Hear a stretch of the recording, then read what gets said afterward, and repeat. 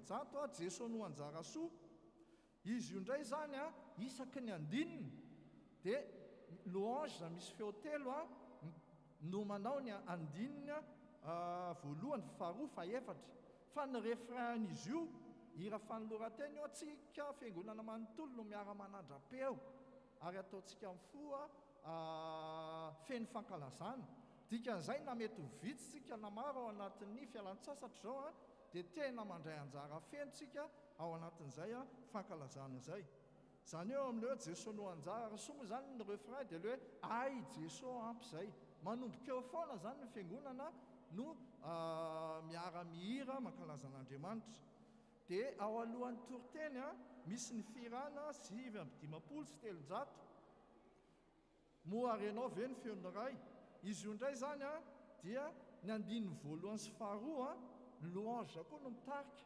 eritreretantsika ampo aman-tsaina ny tenin'Andriamanitra amin'ny alalan'ny hira dia ny andininy faefatra kosa tsika mianakavy a fiangonana no miaraka manandra-peo a mideran'Andriamanitra ny akoatran'izay a dia hira hiarahantsika miredona fa ny angatahana androany zany a itsika fiangonana manontolo amin'ny maha mpihira ao an'Andriamanitra antsika dia tena mandray anjara feno aza mieritreritra anao hoe misy olona mihira foana io na tsy dia hamoaka feo ary a fa androany a mpihira ny fiangonana tsika menakavy a dia miezaka manandra-peo a amin'izay tandrifina atsika tsirairay avy izay angambany a no afatra foy a fa ny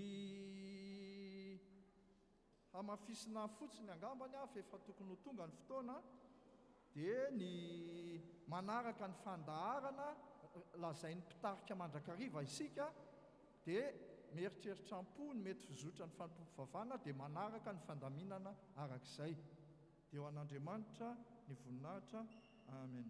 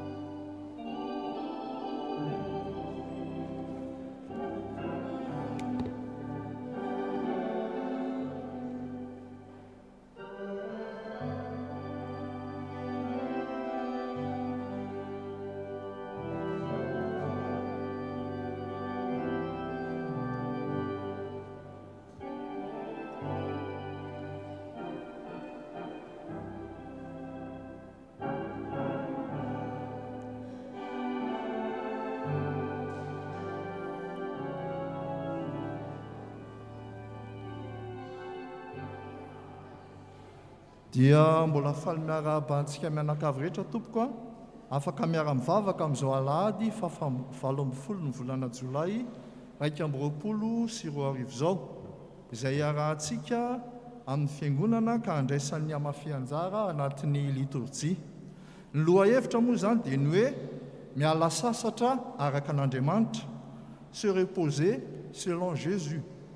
Araka ny marika toko 9:1 manao hoe dia hoy Jesosy taminy, avia anareo hitokana any an-tany efitra ka miala sasatra kely. Maro mantsy ny mifamezivezy ka tsy nisy isakafoanany akory aza. Dia tonga amin'ny hira fankalazana ka angatana ny amafia anao ny anjara hira mifanandrify amin'izany ny Mesy.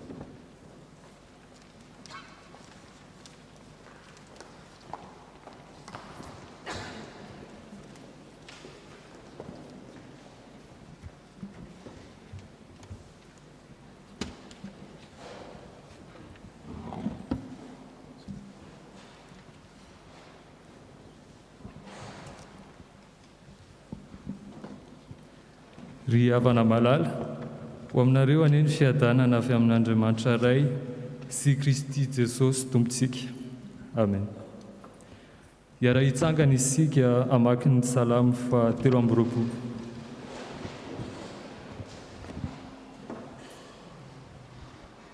Jehovah no mpiandry ahy, tsy hanan-java-maora, ampandry amin'ny maina izy, mitondra ahy amin'ny fialan-tsasatra izy, milombelona ny finanako izy, mitarika avy amin'ny lalan'ny famarinana ny miarana izy. Na dia mandeha manaky ny lohan'ny fankatizina azy ao, dia tsy atahotra ny izao, fa ianao no manampy, tsy izany ny tenany ao, ireo no fatahotra ahy, mamelatra ny tavatra ny loaka eo, nasy ny fahavarika anao. Mikapokako feno dia feno, eny tokoa fa soa sy fanondrakona dia toetra ny Jehovah mandro lava. Amen. Ataontsika ny hira moa Jesosy ve tsy ahy.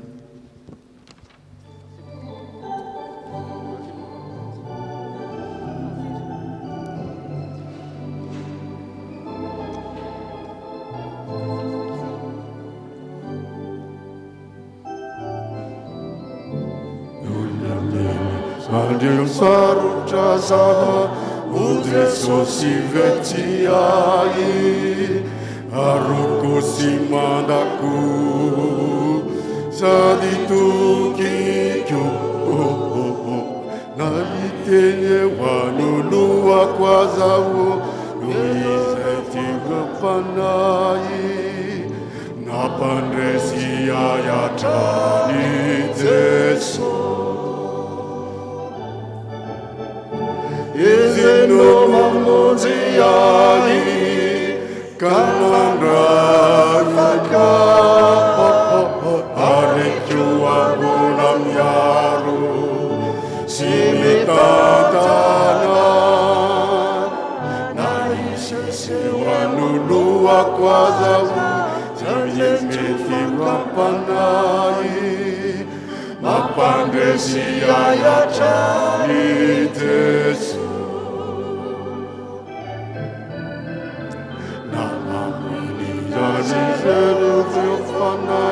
O Jesosy ve tsy ahy, tsy maherikerika, tsy nanahy na ety antaninany andanitrany, tsy siriko tahaka azy, vatolampesy anjarako izy.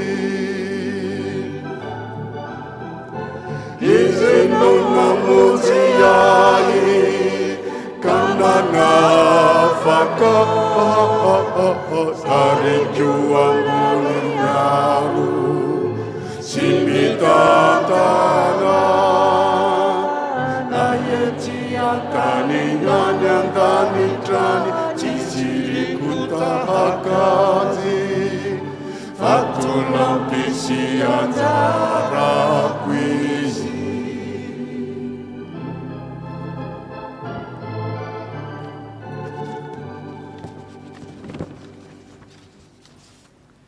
Hivavaka isika. Andriamanitro, misaotra anao izahay fa mbola nomenao tombonandro ary afaka miona aminao amin'izao maraina vaovao izao. Misaotra Andriamanitro fa tena mpiandry tsara ianao izay niaro sy nitantana anay nandritra ny herinandro ka mbola toy izao izahay.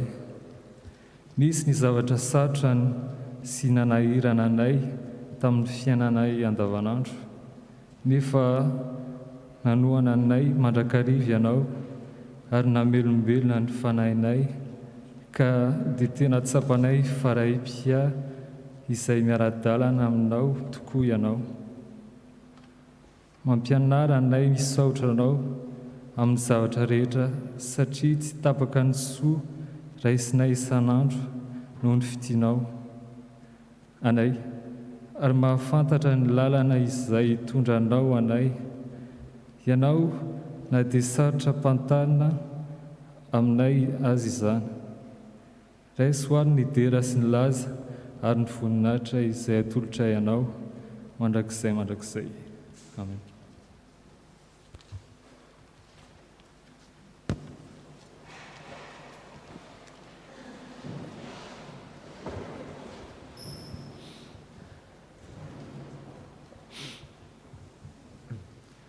Ziavana malala, inoy amin'ny fanajana ny teny manambara ny sitrapon'Andriamanitra amintsika.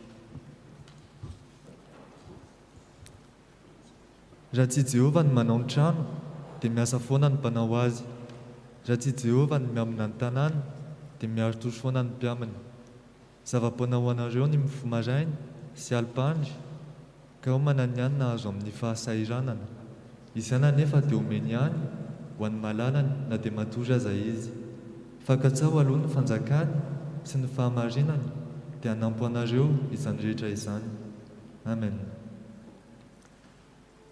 Ziavana malala, tsy nahatanteraka izany sitrapon'Andriamanitra izany isika, koa aoka hanantona ny Tompo hiaiky ny fahontantsika eo anatrehany.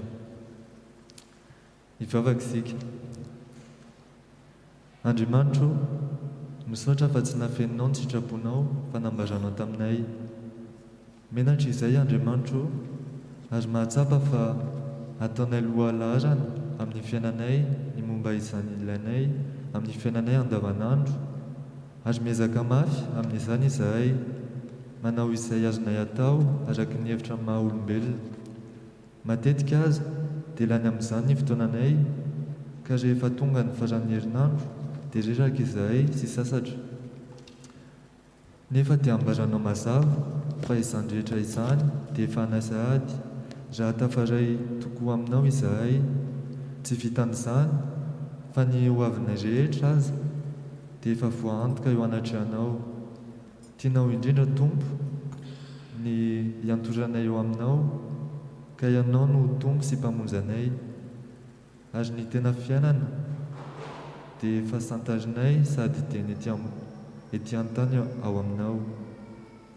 Tsy anay anefa ny manararaotra ny fotoana Andriamanitro, sy izay mba tianao andaninay izany fotoana izany, koa mamindra fo aminay ary tareo amin'ny alalan'ny fanahinao masina izahay mba handraisanay safidy tsara eo amin'ny fiainanay. Amoron'ny fo madio izahay Andriamanitro, ary avaoza ny fanahinay aty anatinay, dia ho antitra ankasitranao ny fiainanay. Amen. Ataontsika ny hira FFPM 418. Eo amin'ny fanaovana ny hira arak'ilay voalaza teo ny 700 eritreretintsika ampony andininy voalohany sy faharoa izay tarian'ny louange, fa ny andininy 7 sy 4 kosa no arahantsika mianakavy reto.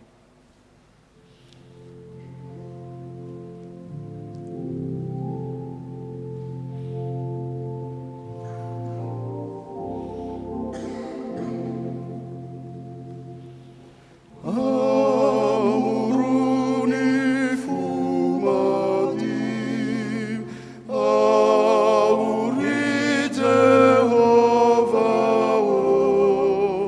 come around.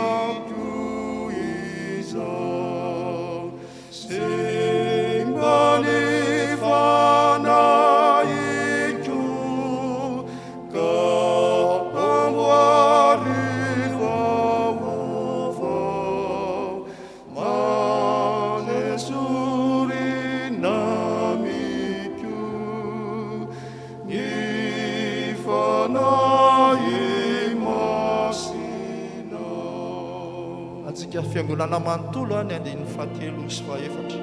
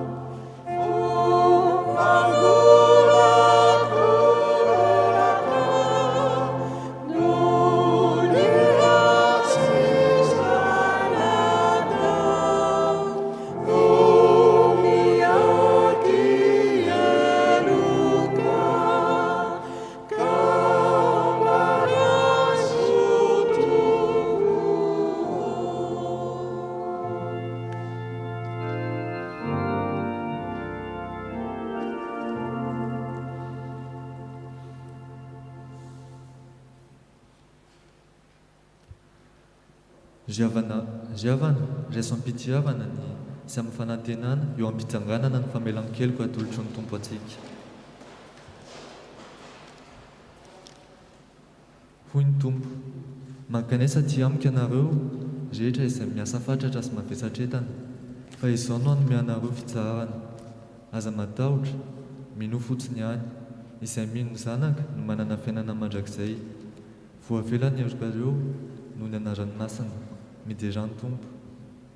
Ataontsika ny RFFBM 479. Eo ampanaovana ny firana fasivy amin'ny folo sy efajato dia ny andininy ho raisin'ny louange fa ny refrain izay tena fanolorantena hiarantsika ambiredona mafy ho fankalazana ny tompo.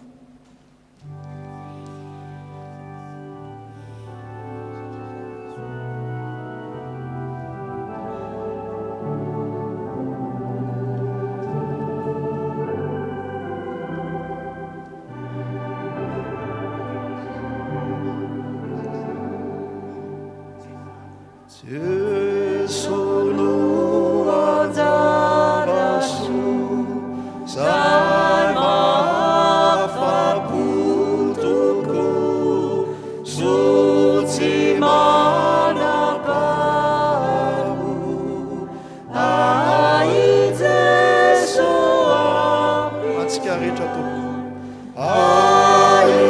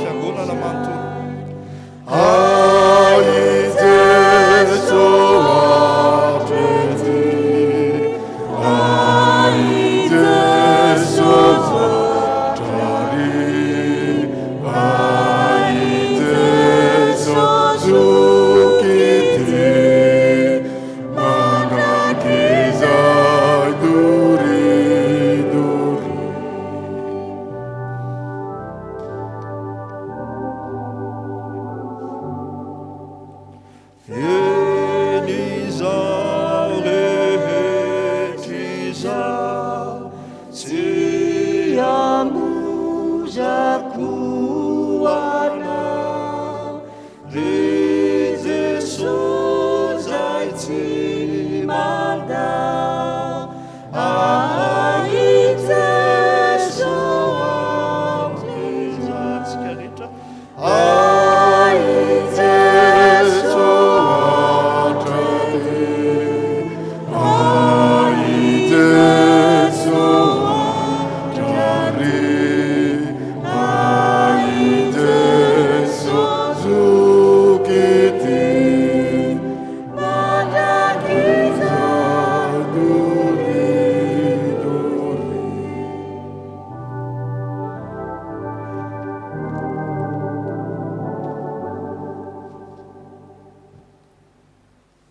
voninahitra ny amin'ny avo indrindra ho an'Andriamanitra. Mipetraka isika.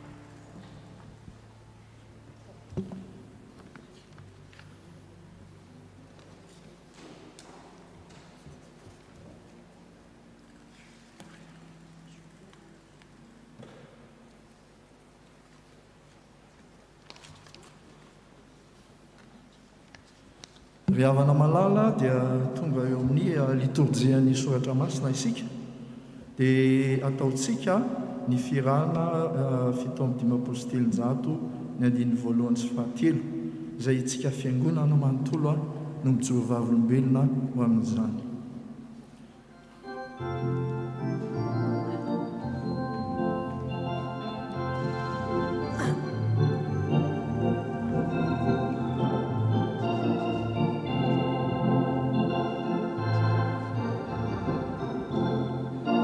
Teninao Andriamanitro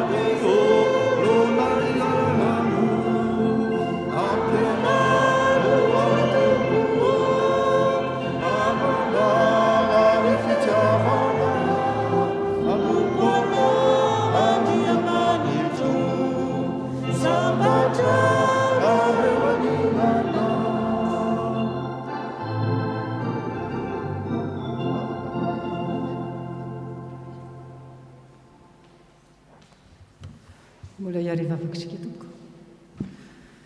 faly tokoa izay tonga raha mbola isan'ireo voafidinao ka tonga eto amin'ity toerany tian'io izay anambaranao ny teninao sy ny afatrao aminay angatahany aminao kosa ny fananao masina tokoa mba hirotsaka tsirairay avy ao anatinay tsirairay avy mba hafanay mahazo izay tianao ambara aminay tendreo ihany koa ny elany mpitory teny aminay tompo mba ho tonga soa amin'ny fonay tsirairay avy izay zavatra tianao ambara aminay tompo amin'ny anaranao mahery no angatana izany. Amen.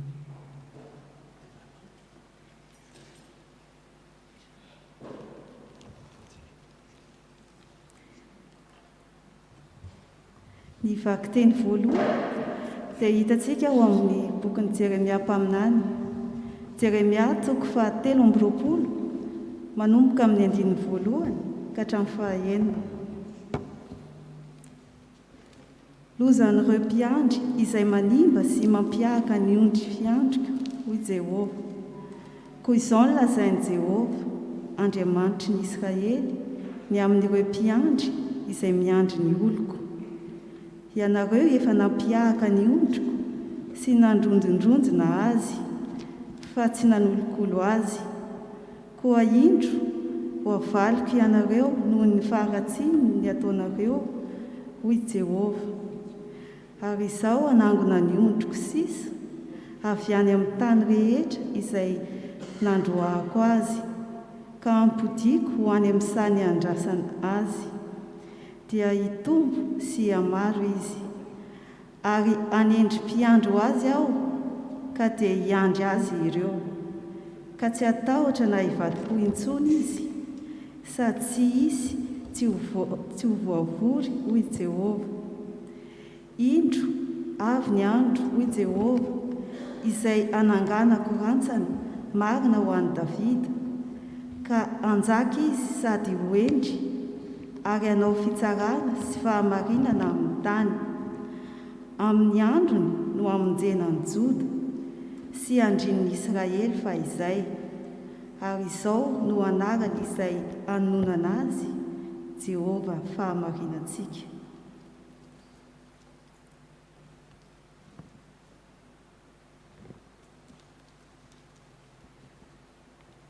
Dia mbola toizantsika mivaky teny.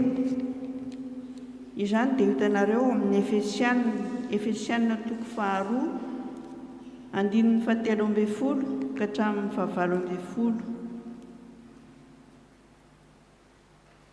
Fa ankehitriny kosa ao amin'ny Kristy Jesosy, ianareo izay lavitra fahiny dia efa nampanakeken'ny ran'ny Kristy. Fa izy no fihavanantsika izay nahiray antsika rotota ka nandrava ny hefitry ny fisarahana. Fa tao amin'ny nofony no nandravany ny fandrafiana dia ny lalàna nisy didy natao tandremana mba hanakanambanana antsika rotota ao amin'ny tenany olom-baovao iray, ka hanaovany fihavanana ary ampiavana antsika rotota ho tena iray amin'Andriamanitra noho ny azo fijaliana izay namonoany ny fandrafiana. Ary tonga izy ka nitory teny somahafaly milaza fihavanana taminareo izay lavitra ary fihavanana tamin'izay akaiky koa. Fa izy no ananantsika rotota fanatonana amin'ny fanahy iray ho any amin'ny ray. Amen.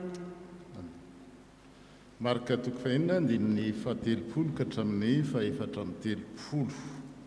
Ary vory teo akaikin'i Jesosy ny apôstôly, ka nilaza ny tatitry ny zavatra rehetra izay nataony sy nampianariny. Dia hoy Jesosy taminy: avy ianareo hitokana ny tany hevitra ka mialasa sasatra kely. Maro mantsy ny olona ny famezivezika tsy nisy isakafoanany akory, dia nandeha atsambo-kely izy ireo mba hitokana any tany hevitra, ary no ny nahita azy ireo nandeha ny olona ary petsaka no efa nahafantatra azy ireo, dia niazakazaka nandeha tongotra avy tany amin'ny tanàna tsirairay ka tonga talohan'ny tany. Noho ny nialany sambo-kely Jesosy dia nahita vahoaka betsaka ka onena azy ireo, satria tahaka ny ondry tsy manana mpiandry ireo, ary nampianatra zavatra maro azy ireo Jesosy. Isaorana ny Tompo noho ny filazantsara. Isaorana ny Tompo noho ny filazantsara.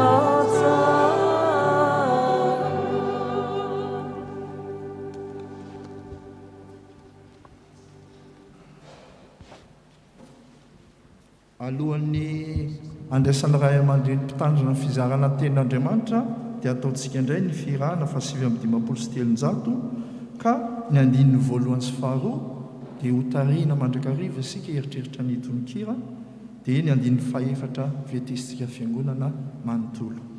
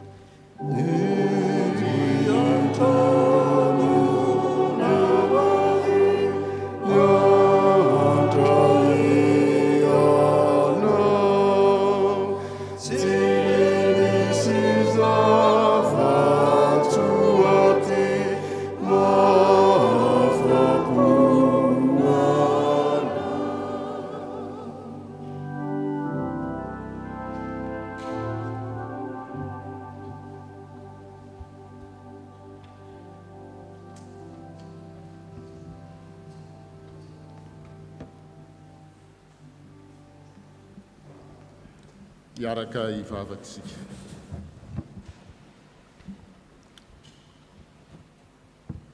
Tonga indray ny fotoana izay iresahanao aminay tombo amin'ny alalan'ny mpanompo tsy mahasoa.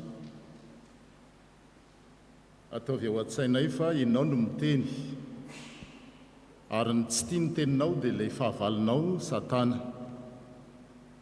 Koa mangataka ny herin'ny fanahinao masina izay mba anala izay rehetra manaka-tsakana ny sainay ao, oponay ao izay tsy miafina aminao, mba tsy ho fitaovana izahay anohatra ny asanao, tsy ho fitaovana izahay tsy hampandroso ny fanjakanao ty an-tany, fa tianao kosa izahay tsirairay avy, tsisy akanavaka.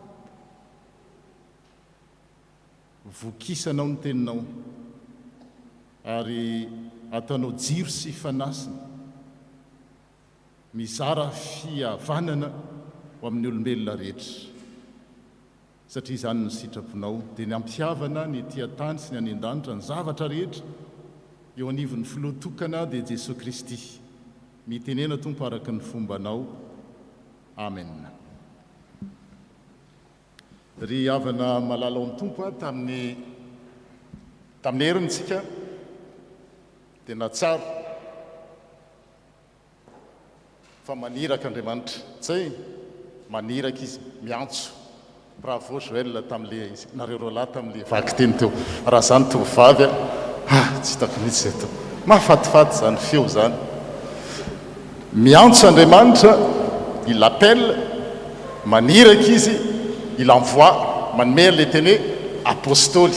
Ary tamin'ny Marka toko fahenina andininy voalohany no nahenontsika sahirana ny caméra fa mijanona ery izy io tsy manina mety.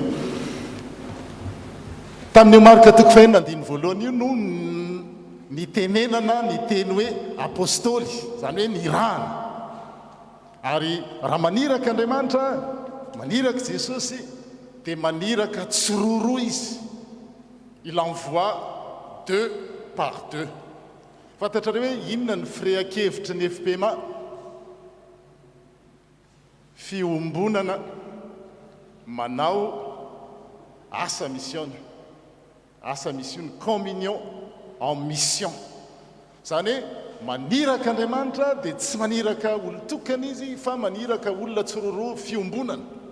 Ary nivaky teny tamin'ny Efesianina teo dia izay ny planinany mampiombona ny zavatra rehetra. Reo le mpifandrafy Jios Gentilisa taloha nampihavaniny tao amin'i Kristy ary irahany hitory ny fihavanana ny hatsarany ny fitiavana. Zay ny planin'Andriamanitra ary tsy misy afa-tsy anankiray manohatra an'izay dia Satana, dia voly, demony manohatra ny asan'Andriamanitra. Raha Andriamanitra mampiavana, izy mampisaraka, mampikorotana, mampiady. Fa isika fiangonana, tsika tsirairay ireo tsy hakanavaka dia omen'Andriamanitra an'izay hoe fahefana, satria tamin'ny heriny dia hoe rehefa maniraka Andriamanitra mampiombona izy dia omeny fahefana anakiry na dia mifanaratsy azy. Ka tsy misy matohatra an'ireo mpianatra ireo dia manome toromarika izy consigne hoe aza mitondra, inona ilay aza hoentina? Aza mitondra kitapom-batsina vatsy, aza mitondra réserve, aza mitondra stock, aza manahy zany fa omeny rainareo zany.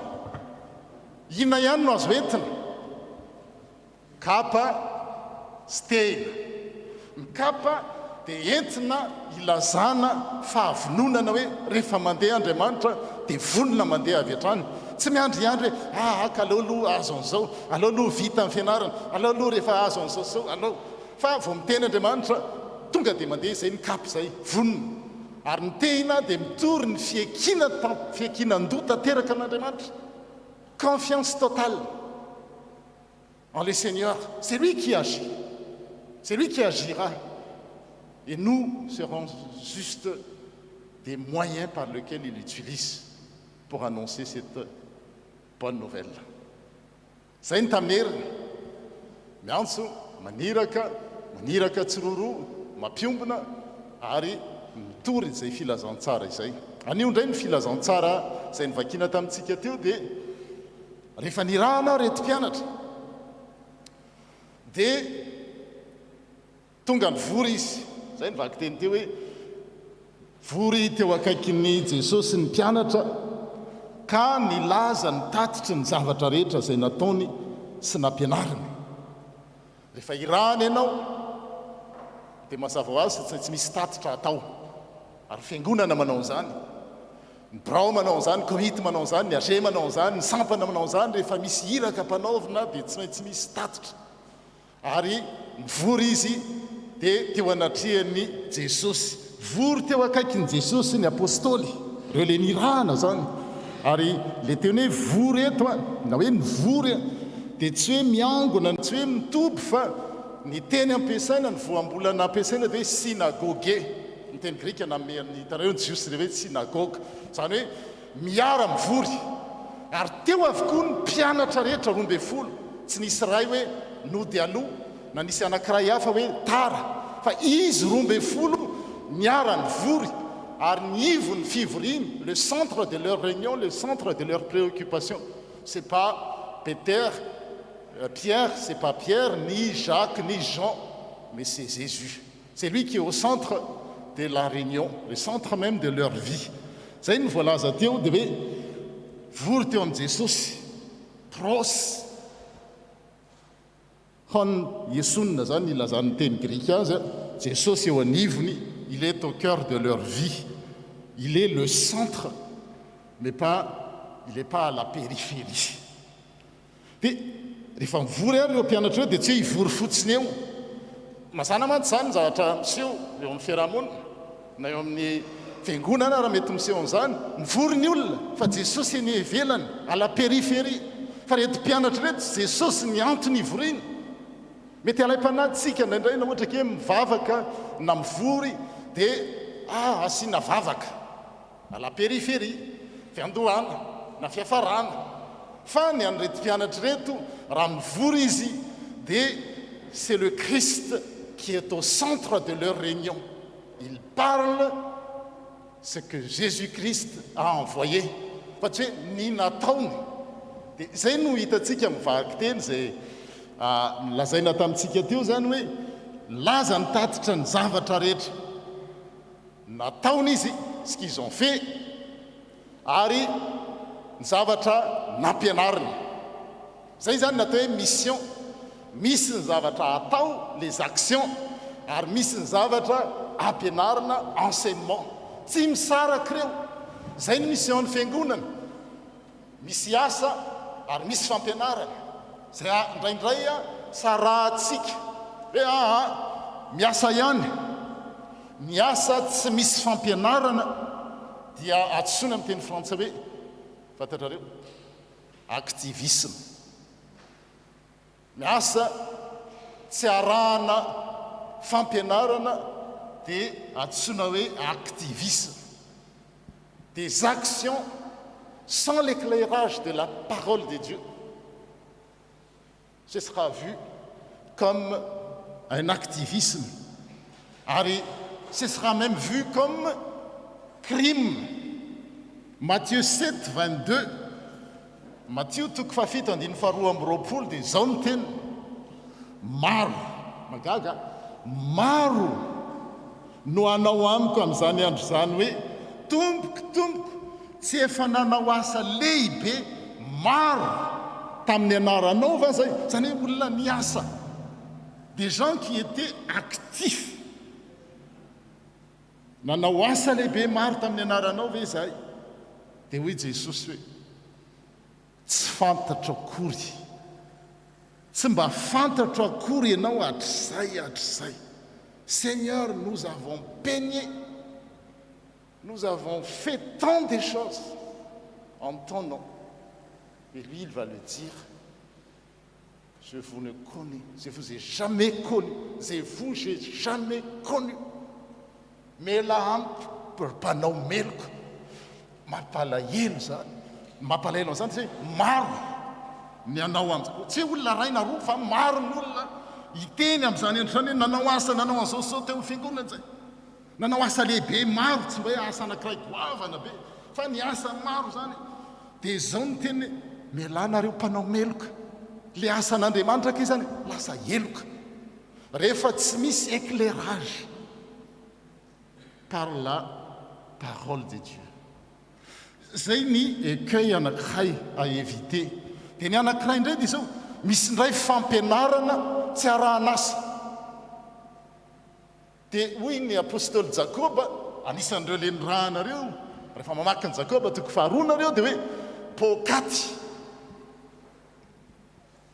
Jakoba toko faharoa andiny faharoapolo motsy fantatrareo va bavakiony motsy fantatrareo va dia inona ny teo hoe mpanao meloka fa etondray olom-pona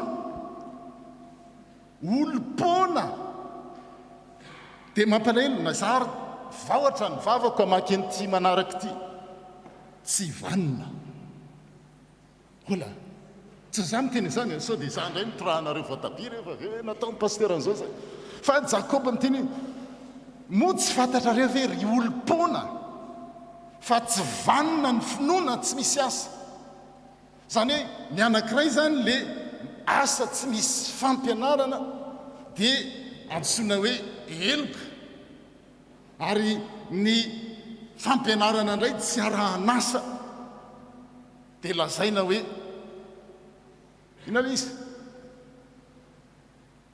tsy vanina voilà zany ny fanozonan'ny malagasy zany rehefa hoe tena le tsy vaniny na miteny azy ary tsy haiko fa tsy dia zatra n'izany nampianarana n'izany tsy nitaizana n'izany miteny zany hoe tsy vanina nefa eto miteny izany ka ny tian'Andriamanitra dia tsy ho latsaka ataon'ny satria alay-panahintsika indraindray hoe vitantsika taolotao indray ny fivorim-bavaka rehetrarehetra arahantsika taolotao ny toriteny ny étude biblique sy ohatran'izao rehefa tonga ny asa tazana fotsiny dia ahoana ozy i Jakoba miteny izany olom-pona tsy vanina le ray teo olomeloka tsy izay nefa ny tian'Andriamanitra ka ny tian'Andriamanitra zany dia zao ny anaovantsika asa arahana fampianarana anaovantsika fampianarana arahan'asa zay nefa ny sarotra tsotra be le anankiroa teo ary tsy dia mamizaka iny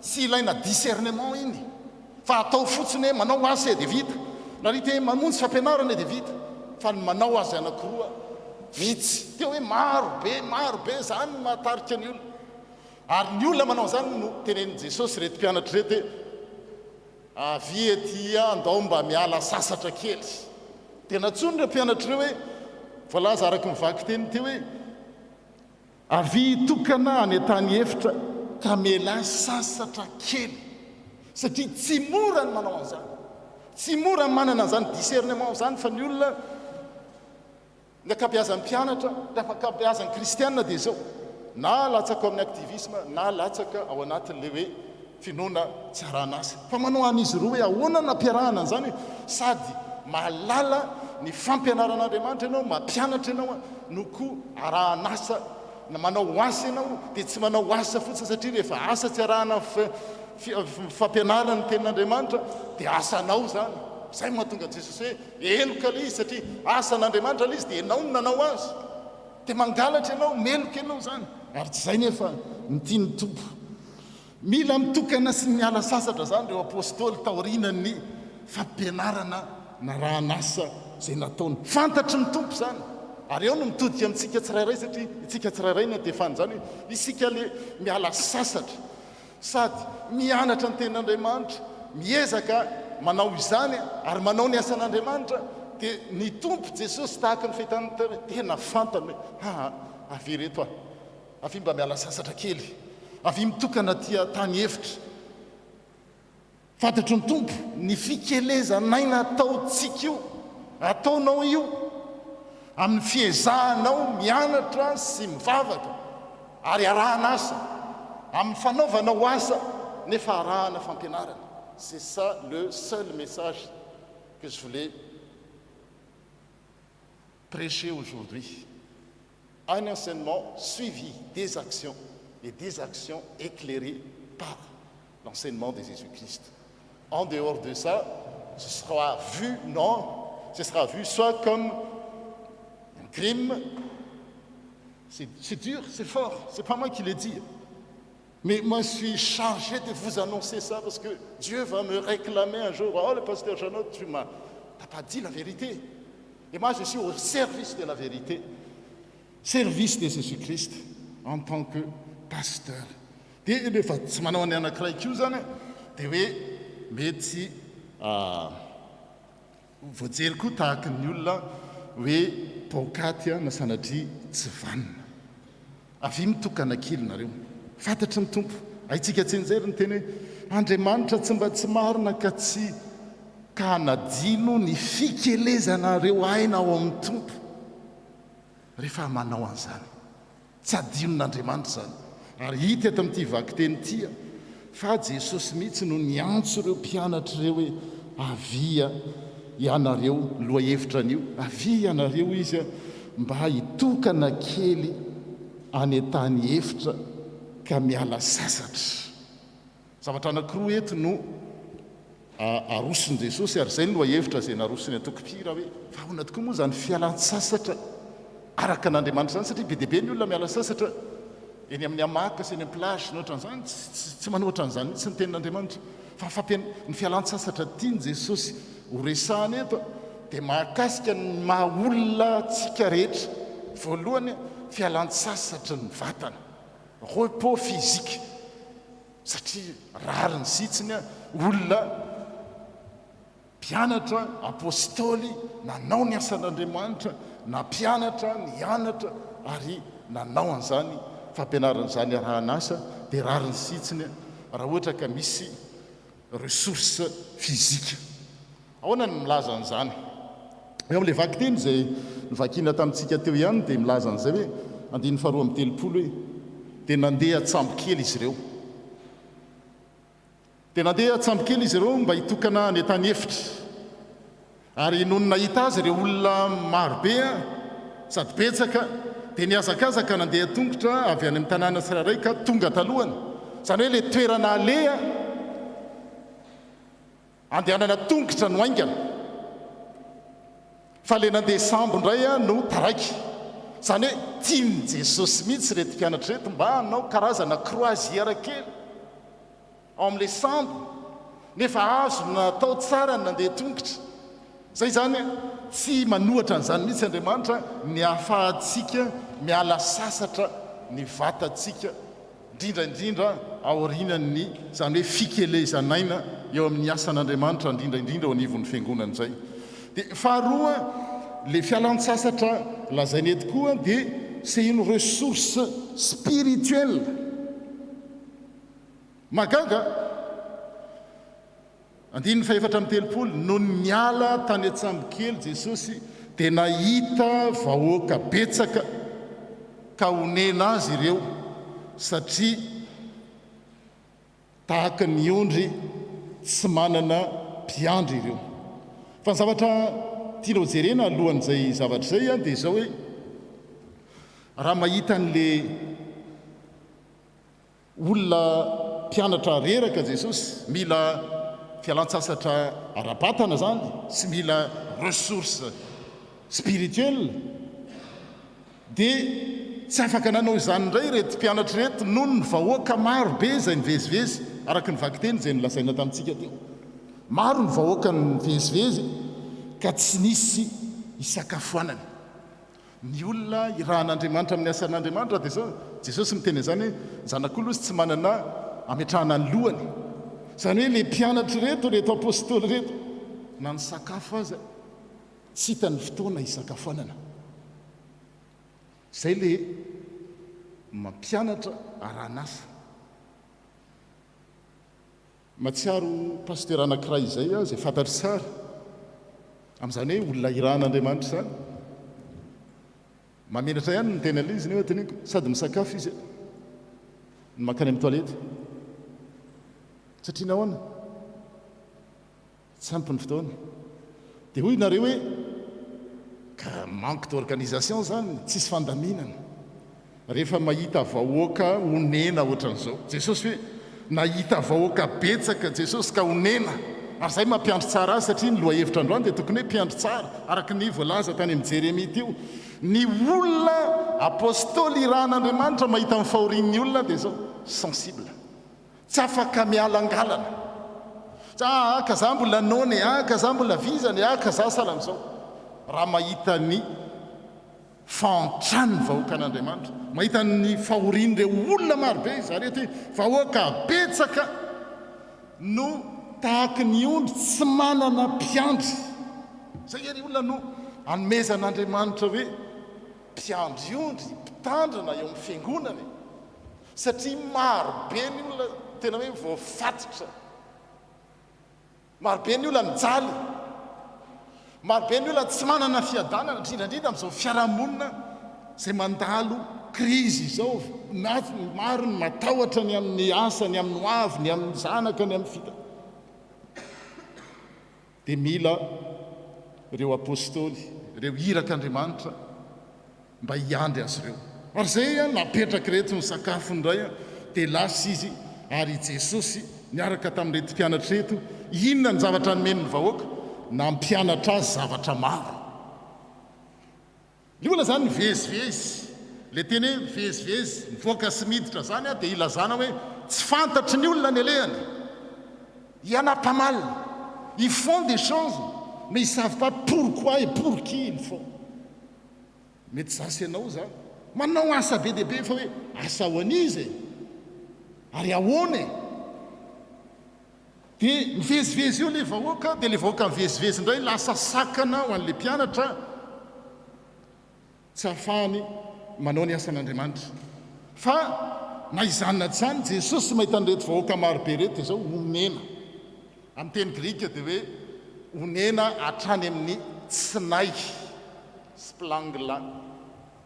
Tena hoe hatrany amin'ny tsinay tena hoe marary izy onena zay le onena eto fa tsy mitsetsetra hoe mampalahelo fa tena hoe onena hatrany anatiny mihitsy ka tsy mampaninona azy ny tsy misakafo satria izay no nandrahan'Andriamanitra azy amonjy ireo olona ireo. Dia zavatra tokana nataony malonan'ireo fahoriany vahoaka ireo dia fampianarana. Zay le izy tsy zavatra hoe mirakla hafa akoatran'izay ampanao ny mofo 5 sy azan-drano 2 izy amoky an'ireo olona ireo izy fa tsy meny mofo 5 sy azan-drano 2 aloha ireo fa omeny fampianarana maro, mampianatra zavatra maro izy. Enseigner la réponse appropriée aux souffrances des gens, non pas un enseignement qui provient de la seule raison mais qui sort de la profondeur de Jésus-Christ. Fampianarana misy fahefana, fampianarana zavatra maro izy ireo. Ary zay le hoe ressource spirituelle, zay le fisasarana. Raha vatseo zany hoe ohatran'le mpianatra teo hoe manao mandeha sambokely croisière fotsiny izy. Tsika igny mahagaky za io teneniko tsika rehefa mandeha à gauche à droite alavitra ohatran'izao tsy vizana. Fa une fois raha vao manao ny asan'Andriamanitra tsika dia mikaikaiky vizana sala am'izao za io teneniko. Dia raha iny fotsiny tsy ampy vizana foana tsika. Fa le ressource spirituelle, le fampianarana maro, ary tsy fampianarana ety hoe fampianarana dia tsy taitaiky tonga ny andro ray dia eo dia tsy tonga fa fampianarana maro. Tsy zany miteny izany fa nivaky teny teo hoe no niala ny sambo kely Jesosy dia nahita vahoaka betsaka ka honena azy satria tahaka ny ondry tsy manana mpiandra ireo ary nampianatra azy zavatra maro azy ireo izy. Zay izy amin'ny vaky teny amin'ny heriny fanao an'le mofo 5 sy azan-drano roa. Ndraindray tsika ino mahitsika Jesosy nampihinana olona tsy omby 5 arivo. Talohany nanaovany an'iny fa mofo 5 sy azan-drano roa iny dia zao nisy fampianarana maro. C'est la condition sine qua non des actions miraculeuses de Dieu. L'enseignement. Parce que sans l'enseignement, on va aller droit au mur. On tombe dans une telle sorte d'activisme ou d'un enseignement sans coquille vide, on dit Hippocrate. Riavana, zay no anasany Jesosy antsika tahaka ny soratra masina sitrapon'Andriamanitra zay mivakiana teo makanesa ty amiko ianareo zay miasa fatratra sy mafesatreta. Fatatra ny tompo ianao fa vizana.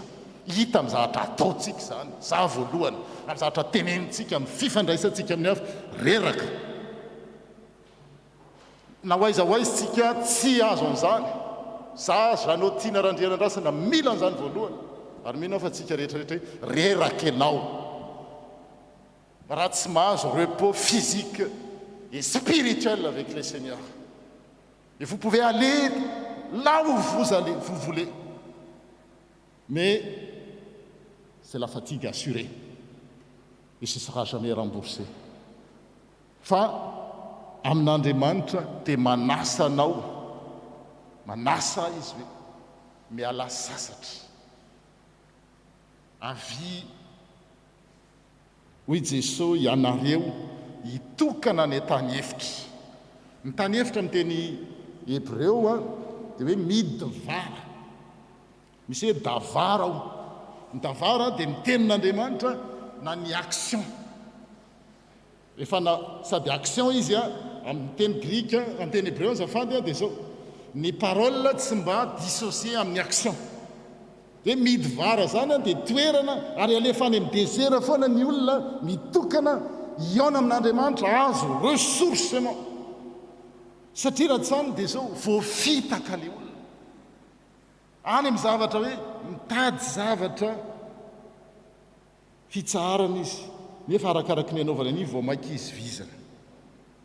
Ny tenin'Andriamanitra an'io dia zao hoe avy ianareo hitokana tany efitra ka miala sasatra kely. Zao avy ny tompo hanome azy fiainana sady fiainana be dehibe. Aty amintsika ny baolina raha mbola tsy niraisinao zany dia fotoana izao. Raha efa niraisinao zany efa nigioka izany fahasambarana nomen'ny tompo zany dia arofo satria ny devoly ny démony ny satana 24 heures sur 24 heures dia mitady akan-tsaingoka an'izany foana isan'andro isan'andro. Ary vetivety dia tafotoantsika satria le tsaingoka misy zavatra kely tsisy tikany dia iny satria nahoana le fahavalo eo tamin'nkainy izy dia hoe eo ambaravarany fonao le ratsy le ota. Ianao no tokony hanapaka azy nefa ianao ndray ny feheziny. Rehefa tsy manana izay fitsarana avy amin'Andriamanitra. Amin'izao vanim-potoana izao tsy haiko fa za anisany mpandinika ny toetra raha rehetra manera-tany dia miaina fotoan-tsarotra isika. Miaina fotoan-tsarotra isika. ary tsy fantatra hoe anahoana no avy sy no avindreo zanakitsika ireo ary izay indrindra ny maharesy lahatra hoe tsy misy afa-tsy ny fametrahantsika ny fiainantsika amin'Andriamanitra ray ihany zay ihany no assuré proposer assurance adolodolony zao rehetrarehetra zao fa ny seule assurance quelle est ton unique assurance dans la vie comme dans la mort selon le catéchisme d'Heidelberg. Mon unique assurance, c'est que j'appartiens non plus à moi-même, mais à Jésus-Christ, mon Sauveur et Seigneur. Amen.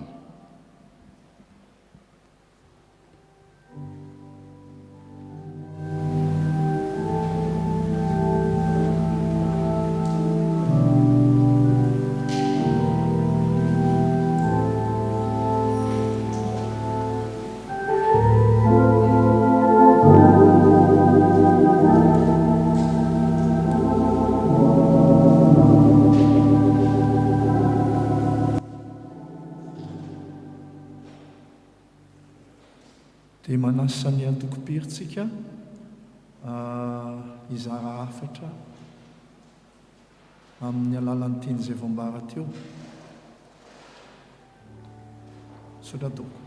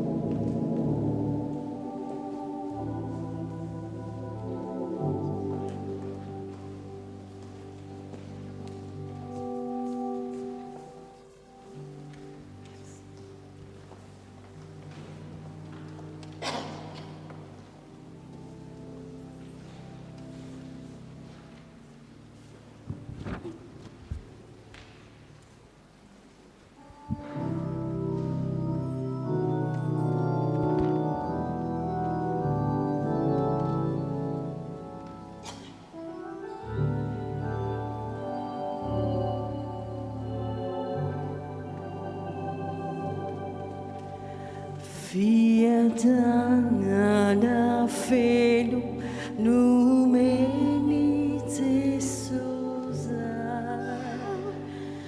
luaranu zai simba uricha favavela vukua vuasasa tukua Maru zai fanata Tiadana ulani Jasira minirani Si jajini saira Si aitataraina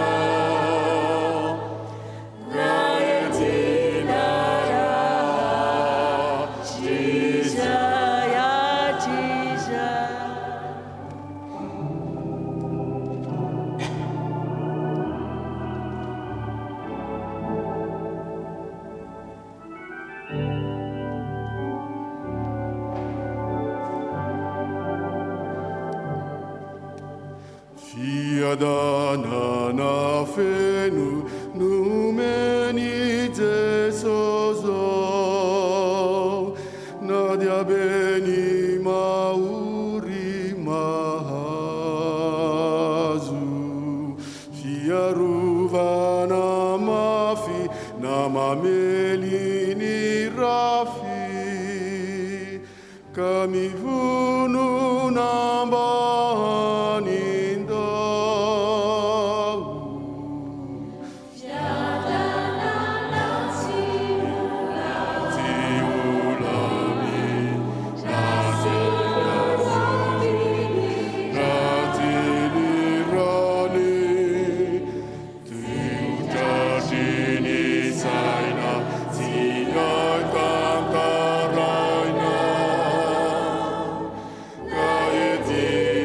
Raina,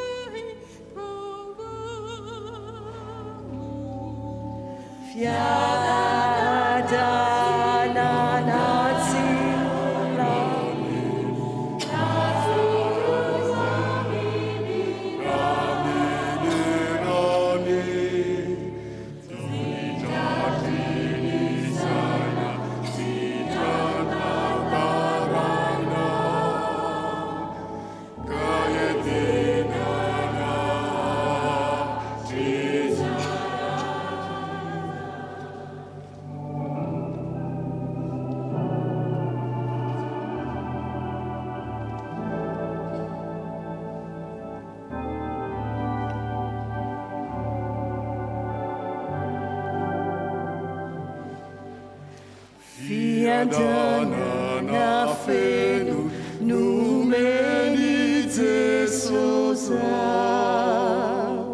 hoanakory olo mahantra Kristy reno fidio hoekeo izy anio teo sabatrako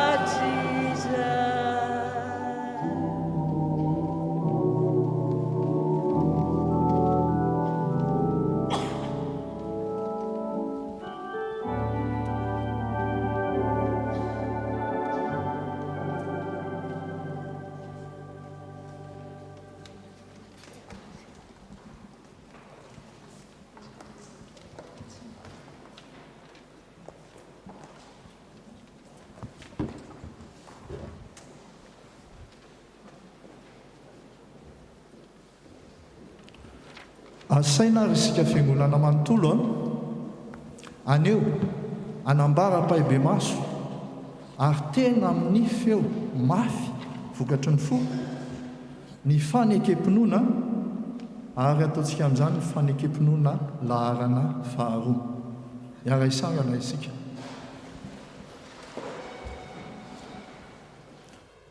isika mino an'Andriamanitra iray raitsoto mpanao ny lanitra sy ny tany ary ny zavatra rehetra na ny hita na ny tsy hita ary an' Jesosy Kristy tompo iray zana ny lahatokan'Andriamanitra nateraky ny rainy talohan'izao rehetra izao ny mazava avy amin'ny mazava Andriamanitra tokoa avy amin'Andriamanitra nateraka fa tsy natao miray amin'ny ray amin'ny zavatra rehetra izy no nahariana izao tontolo izao noho ny antsika olombelona sady ho famonjena antsika dia nidina avy tany an-danitra izy ary nataony fanahy masina nofo avy tamin'ny Maria Virjiny dia tonga olona izy nombroana tamin'ny hazo fijaliana ho fanavotana antsika tamin'ny nanapahany Pontio Pilato izy nijaly izy ka nalevina tsangana tamin'ny maty tamin'ny andro fahatelo arak'izay voasoratra izy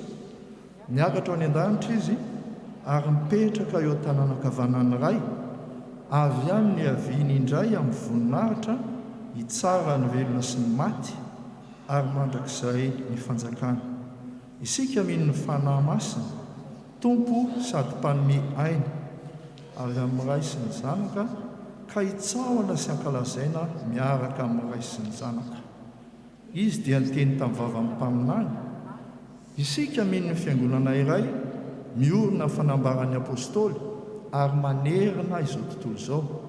Isika manaiky ny batisa iray ho famelan-keloka sady manantena ny fitsangana amin'ny maty ary ny fiainana mandrakizay. Amen. Petraka ny fiangonana.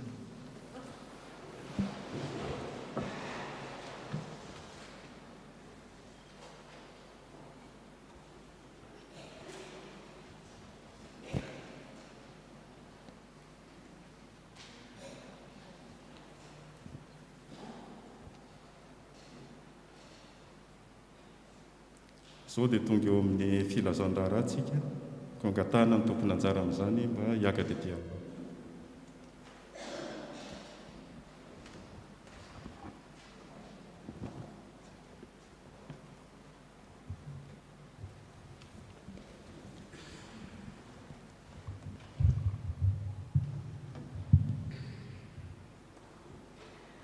Dia hafaliana trano ry havana no hiarabanantsika rehetra amin'izao alahady fahatelo amin'ny volana jolay izao. Misaotra ireo rehetra izay nandray anjara tamin'ny fitariana ny fotoanandroany ary misaotra ihany koa ny mpitandrina Jean'Andrianandrasana nitondra ny hafatra Andriamanitra ao amintsika. Dia ny tompo anie omba sy ampahery nareo mandrakariva. Raha misy olona sendra androany vao tonga eto amin'ny fiangonana na vahiny na miala sasatra dia iangaviana izy mba hitsangana mba ho arabain'ny fiangonana.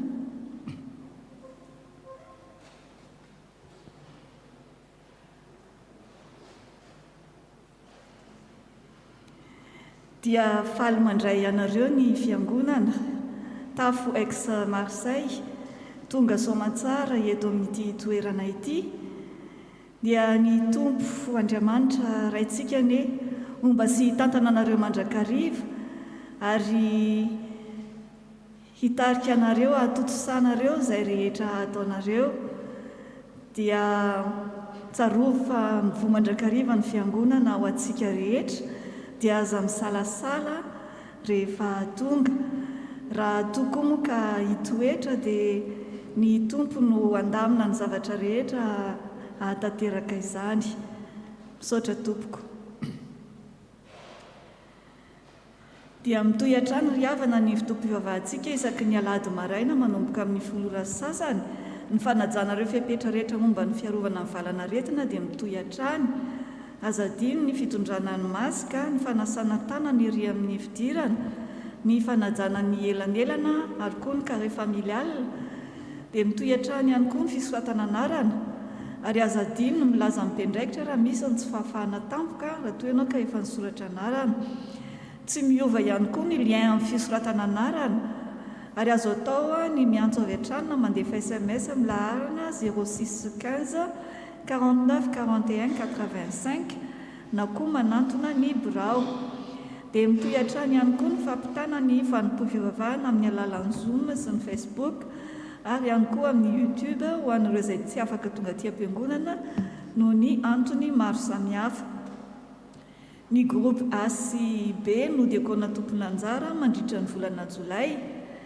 Ny alahady 25 ny volana Jolay dia ny SVK no tompona anjara amin'ny liturjia ary ihany koa amin'ny fanadiovana ny sabotsy hariva. Ny voalohan'ny volana Aogositra dia culte d'hospitalité ka anjarantsika indray no mandeha makany ex ao amin'ny fiangonana ex Villar. Dia ny alahady maraina voalohan'ny volana Jolay izany dia any ex indray ny fotoanantsika ary manentana antsika ho tonga maro amin'izany. Ny fahavalon'ny volana Aogositra kosa dia miverina eto isika ary ny STK no tompona anjara amin'izany. Ny 15 ny volana Jolay dia ny diakona.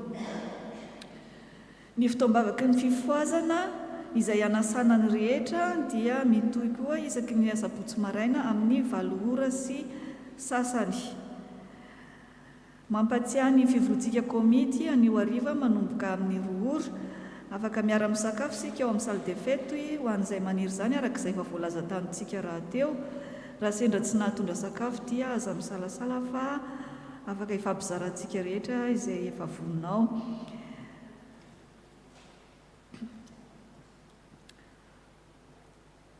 filazana avy amin'ny SLK. Andao hiaraka isika hiala voly hijery horonan-tsary tantara tena marina izay arahana fifanakalozan-kevitra sy ne débat ny asabotsy fa 14 ny volana Jolay 2024 avy izao. Mbola tolon'ilay loha hevitra nodiniana omaly izany dia ny fampandrosoana ny fiangonana. Ny toerana dia eto amin'ny Église Sainte-Émilie de Vialara manomboka amin'ny 4 ora. Misy ny fiaraha-misakafo aorianan'ny fotoana, kaoka samy mitondra sosisy sy voankazo fa vary amin'anana sosisy no sakafo. Aza atao sakana raha tsy afaka mitondra ianao, fa isika rehetra kosa dia asaina hanatrika izany. Mirarosoa ny birao. Avy amin'ny commission technique. La commission technique vous invite à une formation spéciale streaming et diffusion qui se déroulera à l'église à partir de 14h le samedi 31 juillet 2021. Izany streaming et diffusion izany dia mahakasika indrindra ny fampitana izao fanompompivavahana izao amin'ny alalan'ny hainao aman-jery, ny Facebook zany na ny YouTube na ny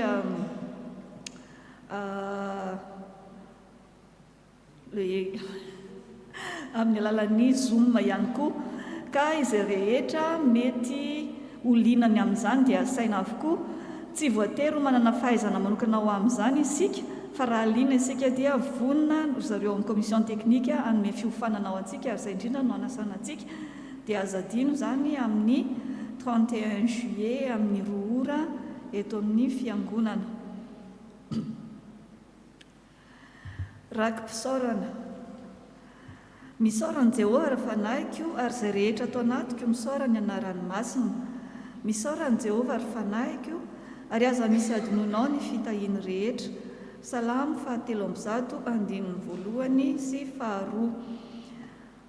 Olona iray nanao rakim-pisaorana 80 € izay antolony ho an'ny tily, dia mangataka ny hira 2:1. Rakim-pisaorana 2, olona iray nanao rakim-pisaorana 50 €.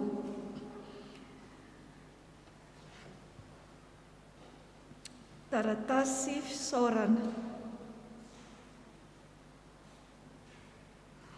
Ho an'ny mpitandrina sy ny fiangonana FPMA Aix-Marseille. Ry havana, tohana tokoa ny fonay mianakavy kely nanoloana ny fanehoam-pitiavana sy fiaraha-miorina asehonareo taminay tamin'ireo fahoriana ny anjady tamin'ny fianakaviana. Tsapa tokoa ny maha-iray-tampo antsika ao amin'ny Tompo Jesosy satria dia tanteraka ireo ny fiaraha-miory amin'izay ory. Raha izay fianakaviana dia tsy havaly izany, fa ilay Andriamanitra mpandahatra ny zavatra rehetra sy tompon'ny fampiononana ny hamaly izany aminareo. Fa Andriamanitra tsy mba tsy marina hanadino ny asanareo sy ny fitiavana izay nasehonareo voninahitry ny anarany. Hebreo 9:20 tapany A. Tatelo sy fafaranaivo mianakavy. Mitohy hatrany ny asa fanatsarana eto amin'ny fiangonantsika isaky ny sabotsy manomboka amin'ny 7 maraina izay any tanana ny rehetra, fa mila tsika tsirairay avy ny fiangonana. Toy izany koa izay afaka mandray anjara amin'ny fikarakarana ny sakafo dia raisina tanandroa, ary afaka manantona ny tompona andraikitra isika amin'ny fandaminana ao amin'izany. Dia ampantsahivina ihany koa isika fa misy ny banque alimentaire maimaim-poana eto amin'ny fiangonana, koa aza misalasala manantona ny mpitandrina na ny tompona andraikitra izay mila izany, na koa maka izany mivantana ao amin'ny salany kate. Raha misy fatatsika olona mety mila izany banque alimentaire izany dia aza misalasala dia mampafantatra azy ireo ny fisiany izany eto amin'ny fiangonana. Entanina ihany koa izay afaka manolotra mba ho fanatevenana izany banque alimentaire izany. Ho an'ireo izay andohadidina koa hanao don dia vonina hatrany ny ekipa finance andray izany etsy aoriana. Dia toy izao ny rakitra voaray ny alahady 2 volana Jolay 2024. Ny rakitra 275 € et 40 centimes. Ny ezakatrano 192 € et 10 centimes. Ny fandraisana 217 € et 70 centimes. Ary ny adidy espèce voaray tetsy aoriana 10 €. Dia izay indray ny vaovao azo ambara amintsika ho an'Andriamanitra irery ihany ny voninahitra fa ho amintsika rehetra kosa ny fiadanana.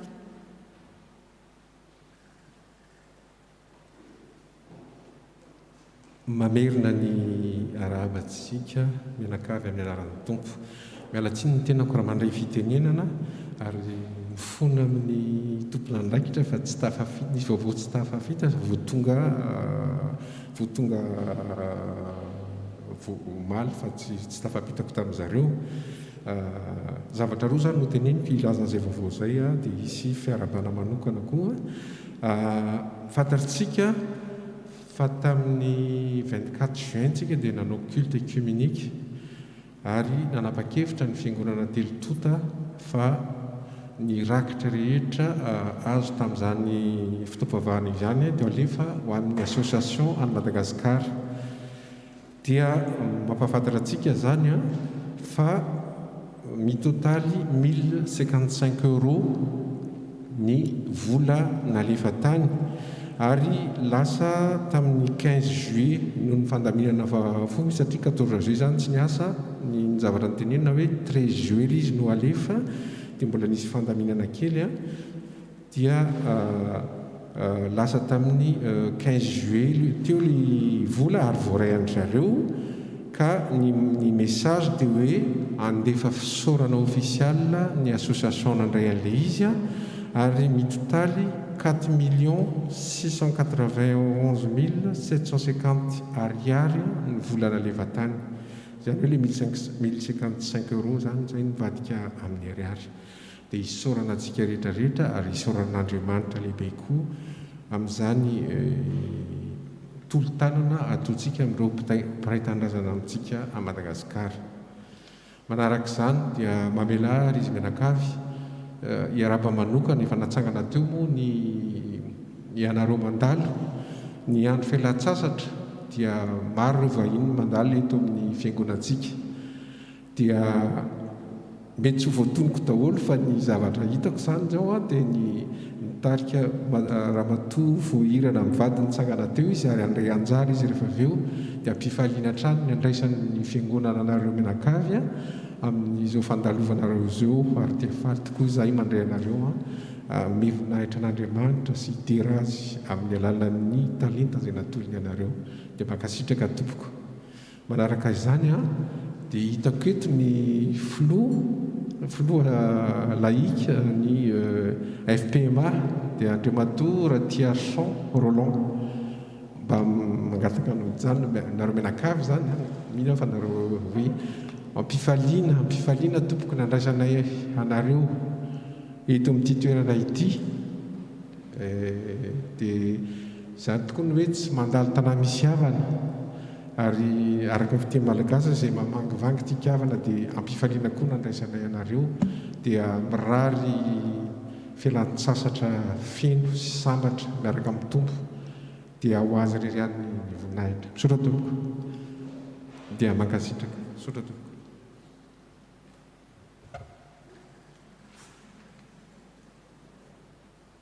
Izao tsika dia hiroso amin'ny vavaka ho an'ny trano ka dia mangataka ny tompona anjara amin'izany mba hiakatra ety amin'ny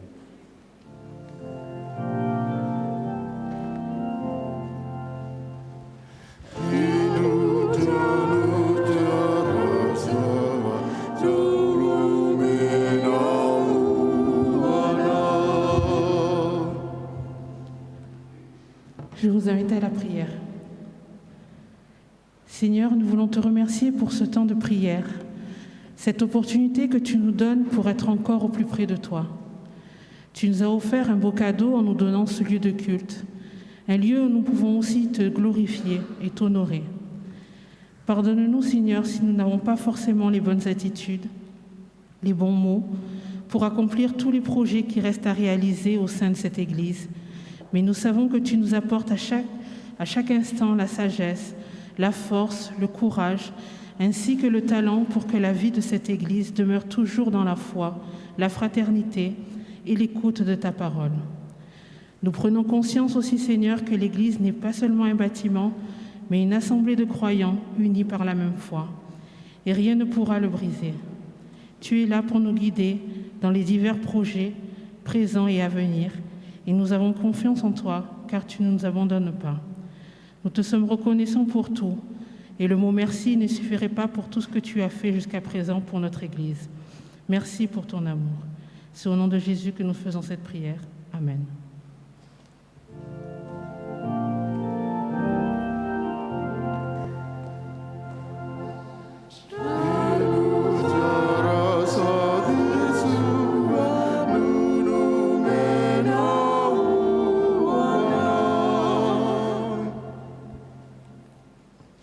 Eo am-panaterana ny rakitra na ny fanatitra dia ataontsika ny firana faharoapolo. Firana faharoapolo tsaroanay tokoa izao.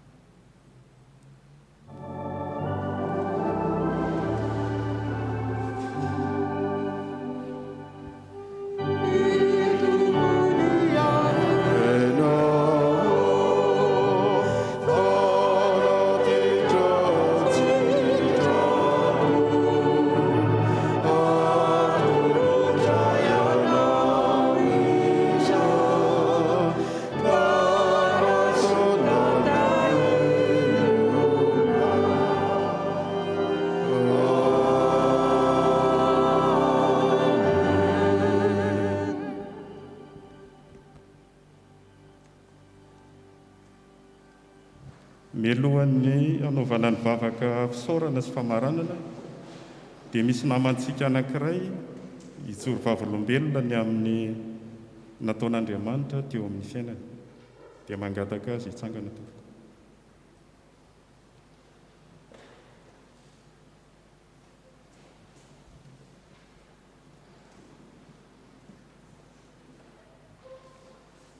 Je vous invite à la prière.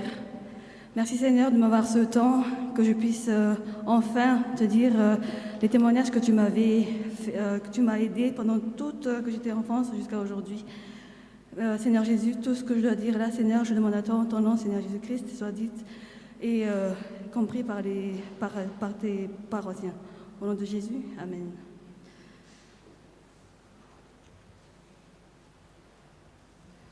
Pardonnez-moi si je m'exprime en français parce que j'ai l'habitude de faire tout ce que j'ai fait au nom de Jésus en français. Alors, je commence cet témoignage par le livre de Jérémie, chapitre 1, mais je prends du verset 4 à 8, qui dit... La parole de l'Éternel lui fut adressée au temps de Josias. Non, je prends verset 4 à 8. Au nom de Jésus. La parole de l'Éternel me fut adressée en ces mots. Avant que je t'ai formé dans le ventre de ta mère, je te connaissais, et avant que tu sois sorti de son sein, je t'avais consacré, je t'avais établi prophète des nations. Je répondis, « Ah, Seigneur éternel, voici, je n'ai point parlé, je ne sais point parler, car je suis un enfant. » Et l'Éternel me dit, « Ne dis pas, je suis un enfant, car tu iras vers tous ceux auprès de qui je t'enverrai, et tu diras tout ce que je donnerai. Ne les crains point, car je suis avec toi pour te délivrer, dit l'Éternel. » Pour commencer mon témoignage, alors voici comment Jésus-Christ m'a donné la confiance en lui de manière forte, solide comme un roc, comme l'église que vous voyez aujourd'hui. J'ai fait une étude en hôtellerie, pas ici à Marseille, mais en Normandie. À partir de là, Jésus-Christ m'a appris d'avoir une pleine confiance, en moi, et avoir la vigueur aussi, ainsi que du courage dans tout ce que je faisais là-bas, en étant étudiant. Mais, arrivé à Marseille, Jésus-Christ m'a placé dans un centre aéré, à laquelle j'exerçais mon travail en tant que cuisinière, s'occuper des enfants de 2 ans et demi à 13 ans, durant 9 ans. Je m'occupais de la livraison de la marchandise des denrées alimentaires. Et Jésus-Christ m'a donné aussi la confiance totale à confectionner les repas, parce que j'étais la seule à le faire pour les enfants, y compris les moniteurs et les monitrices, ainsi que les 4 personnels de mon centre aéré qui est pas loin d'ici, au centre optique à Mailleux. Jésus-Christ veut également que j'évolue encore dans le domaine de la carrière sanitaire et sociale. Ça, c'était mon vœu à moi quand j'étais enfant, mais il m'a réalisé maintenant. Et il m'a fait devenir aujourd'hui une assistante de vie aux familles. Et tout ça, c'est grâce à Jésus, et j'ai dit merci à lui, et je vous invite à la prière pour m'écouter. Au nom de Jésus. Merci Seigneur Jésus. Oui Seigneur, c'est toi qui... J'emprunte ta parole Seigneur qui est dans le livre d'Ésaïe, 41, chapitre 10, qui dit « Tu m'as tenu par ta main et tu m'as toujours à côté de moi dans toutes ces situations-là. Merci Seigneur parce que tu as enfin exaucé mes vœux depuis que j'étais enfant jusqu'ici et tu m'as fait tout ça d'une manière exceptionnelle, voire dire extraordinaire, parce que tu m'as vraiment tenu par ta main droite. Merci Seigneur, et je te demande en ton nom, Seigneur, à tous ces enfants qui sont en période de vacances de cet été, protège-les Seigneur et garde-les précieusement, qu'ils ne soient pas varinam ni tourna finanças, mais aide-les Seigneur Jésus à revenir à l'école et que tu les bénis le jour où qu'ils reprennent tous à l'école et qu'ils réussissent en ton nom Seigneur. Au nom de Jésus, Amen.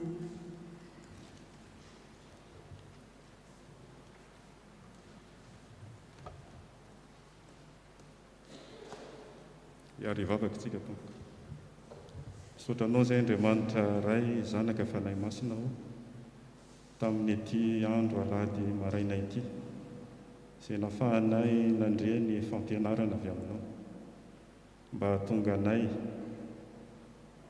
tsy hanatanteraka asa tsy miaraka aminao, hahatonga anay ihany koa irahanao andeha kanefa tsy mety miasa, dia ampianaro izay iaino ny feonao amin'ny asa izay nanirahanao anay tsirairay avy, izay samy manana ny iraka mpanaovanao anay izahay, dia meo anay ny fanahy ny famantarana mba hamantaranay ny fotoana ny rahanao anay sy ny fotoana iasanay mba havokatra ny asa araka ny sitraponao izay ataonay.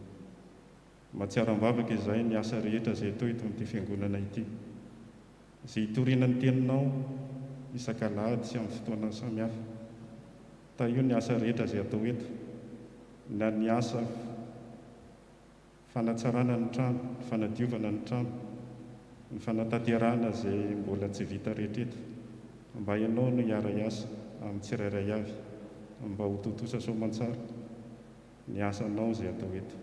Ta io ny asa rehetra, na ny fitondranam-bavaka, na ny fitoriana ny filazantsara, na ny asa fanantiana olona izay atao eto, mba ho voninahitra ao ary ampaherezo ny tompon'andraikitra rehetra, anana ny tolotsaina tanteraka avy aminao mba hanatotosan'ny asa araka ny sitraponao.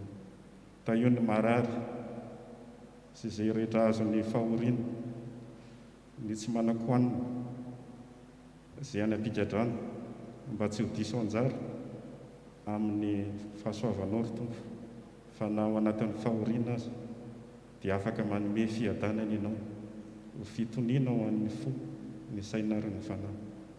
Ny programan'ny fiangonana rehetra dia apetraka aminao Jesosy, mba ianao no hanatanteraka araka ny sitraponao.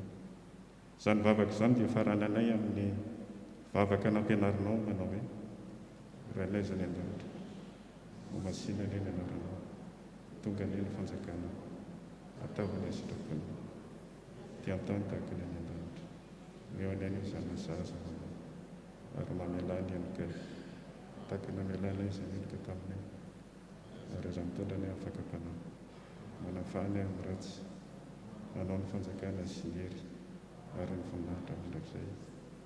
Amen. Araka ny nolazaina tamin'ny filazan-dara teo dia tonga miaraka mivavaka amintsika eto ny voahirana ty raharam-pilazantsara, ary tsy izy ihany fa miaraka amin'ny vady aman-janany. Efa natao teo ny teny fiarabana fa dia manonona ny fiadanan'ny Tompo ho anao sy ny ankonanao Tompoko, ary ny fitahian'Andriamanitra ny ho aminao amin'ny asan'Andriamanitra izay napetrany aminao. Araka ny fanaontsika eto amin'ny fiangonana Marsay dia rehefa misy mpanompon'Andriamanitra mandalo miara-mivavaka amintsika eto, na mpitondra fivavahana eo na tarika ara-pilazantsara, dia manasa azy tsika handray anjara ao anatin'ilay fotoam-pivavahana. Koa dia manasa anao Tompoko hiakatra aty anoloana anao izany fandraisana anjara izany. Misaotra Tompo.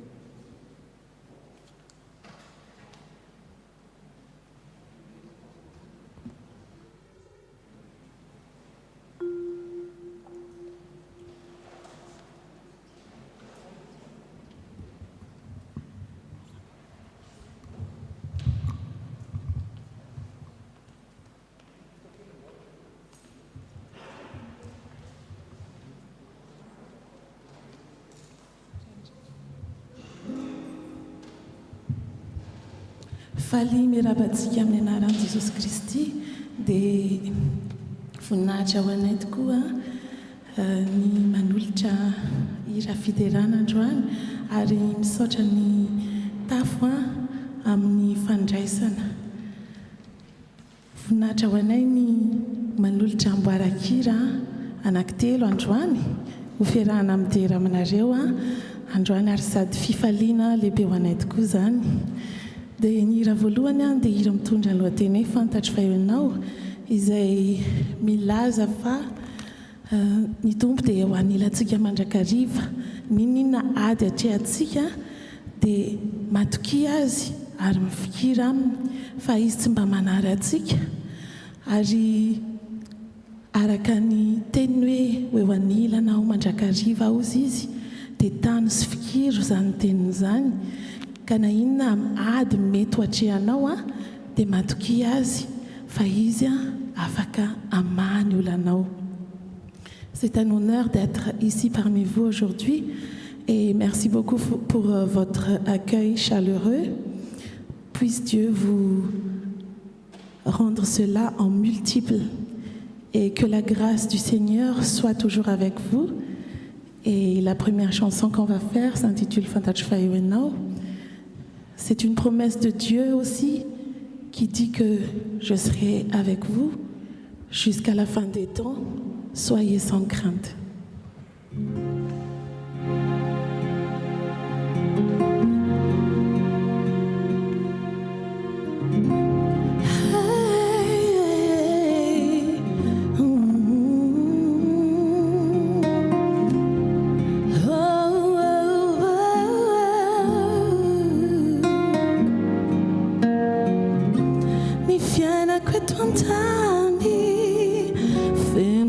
Se tomandi ne fatosa kayandi sacha no mi yarachandi ni non namanzu ai natsara yunarati de ataku fifalina fafitia banai.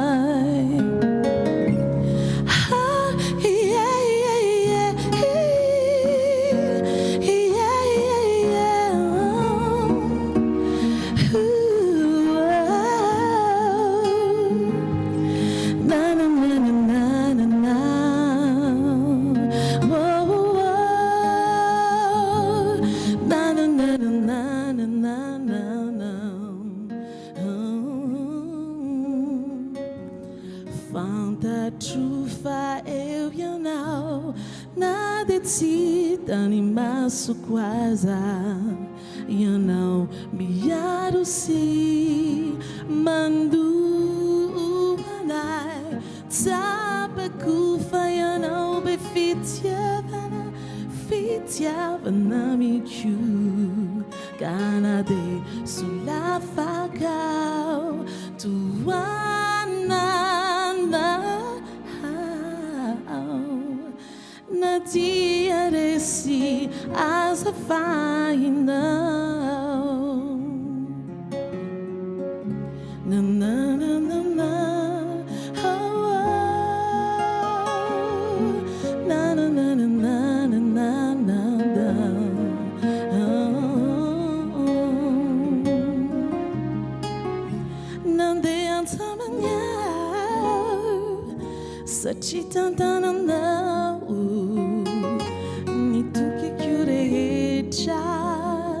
Dia faccia chominau Nino na manzuai Natsara yunarati Dia toku fifalina Fafitia vanai.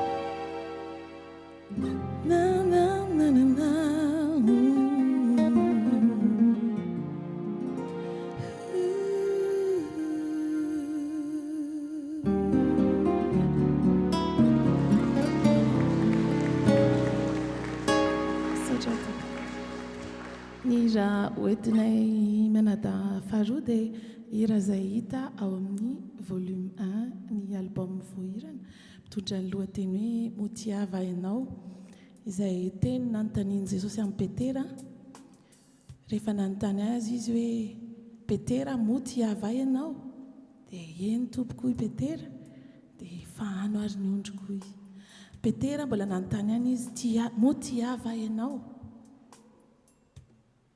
dia namaly Petera hoe eny tompoko omeo rano ary ny ondriko izy araka ny toriteny izay nataon'ny mpitandrina teo izay milaza hoe mba tsy hamela ny ondry miaka fa mba hijery an'ireo ondry ireo izany no adidy masina omeny Jesosy atsika dia mba tsy avelantsika angaha ihany ondry motiava ianao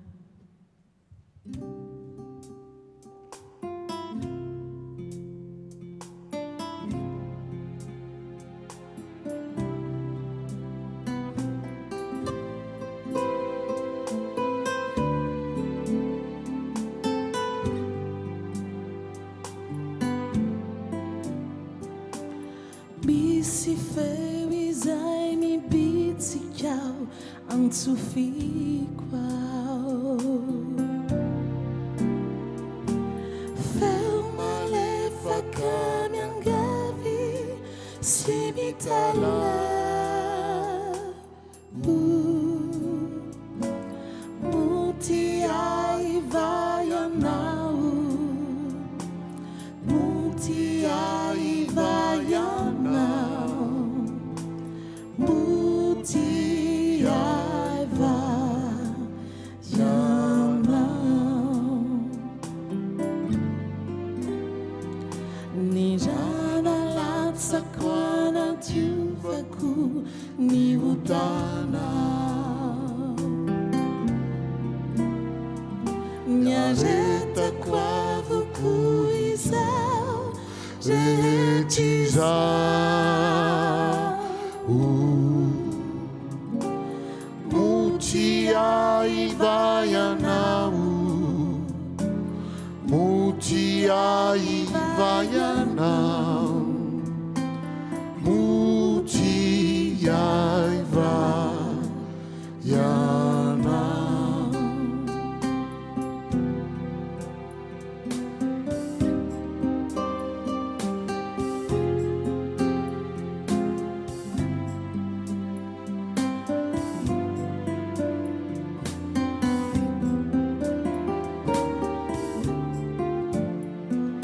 nataoko sorina ny aiko no ianao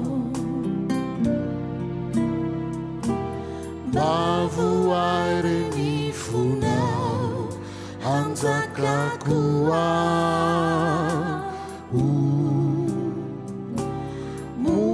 motiaiva ianao motiaiva ianao motiaiva ianao tiako ianao eny tiako tokoa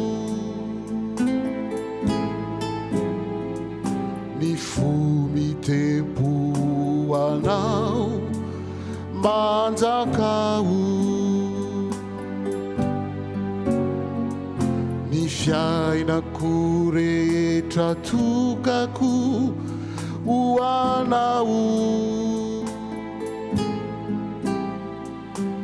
mandrapahatongako ho eo anilanao tiako ianao eny tiako tokoa izao no voady ataoko aminao raha sitraka ianao ny asanao sy izay rehetra tendrinao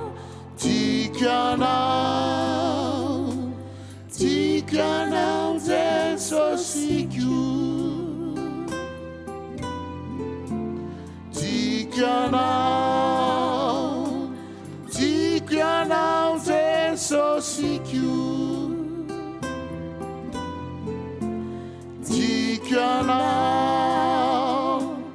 tiako ianao jesosiko.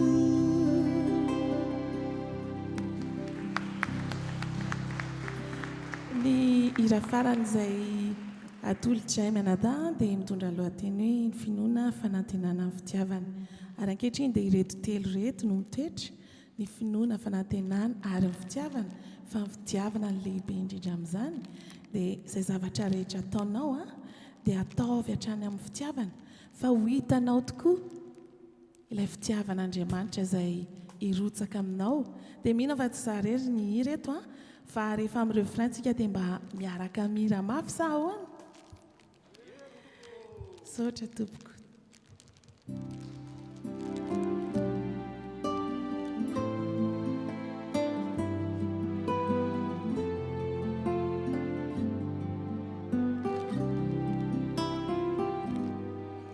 Ny finoko anao tompo no mampijoro ahy, mba tsy ho voahozonkozona mireo fakampanay. Finoko anao tompo, finoko anao, finoko anao no mampijoro ahy. Jamais fou marainao, mivavaka aminao, mametraka ny fiainako ampelantananao. Kavaoziko indray ny fiainako ampanay, mba haizanao miantra foana ahy. Ataovy mafy ary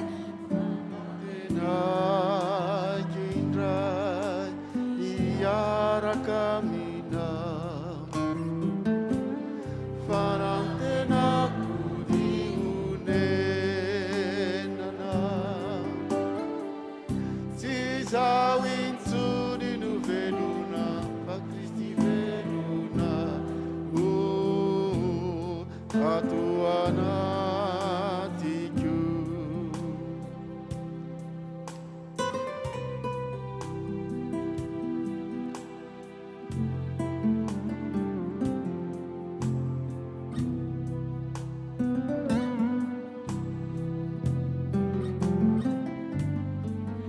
Fa fitiavana toko no ambony indrindra ao. Io fitiavany tompo no mampandefitray, ka mampitony ny ambopoko.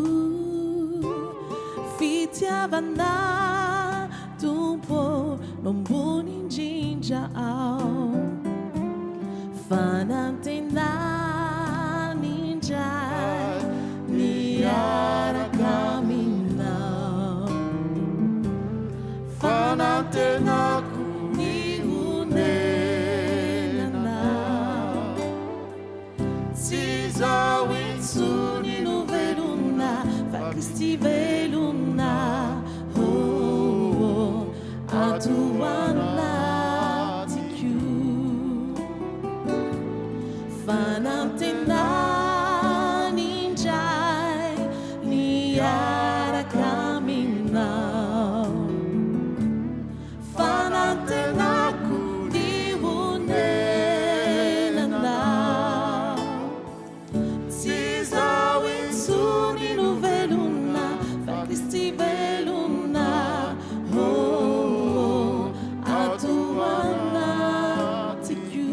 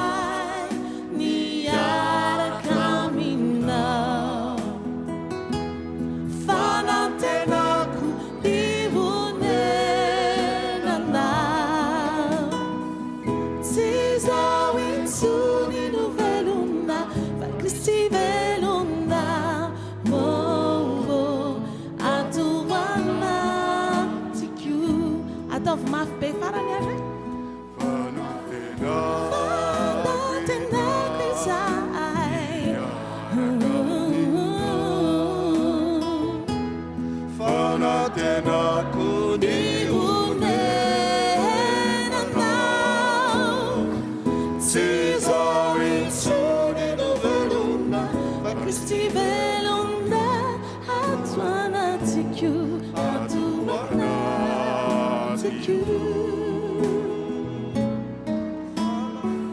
tsy zao intsony no velona fa Kristy velona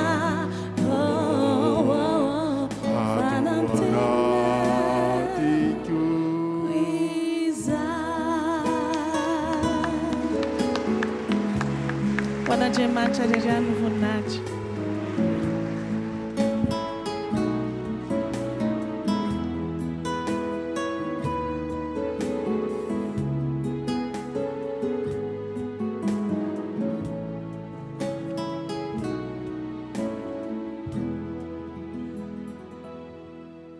Tena misaotra an'Andriamanitra tsika riavana ary mangataka atsika aho a mba hitehaka mafy dia mafy a ho an'io tompo Andriamanitra izay tia atsika io.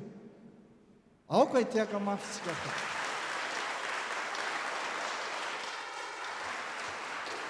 faharoa mahagaga tokoa raha fa namiala sasatra azy dia ilay tompo izay miara-dalana amintsika manesika atsika amin'ny fomba maro samihafa hanao ny asany ka tena fifaliana ho antsika ny nandalovanyizao mpanompon'Andriamanitra ny zara afatra ankira ho antsika izao ataovy tehaka mafy tompoko satria na dia ao anatin'ny fialan-tsasatra aza isika menakavy dia miavaka ny fialan-tsasatra androany tehaka ho an'izy ireo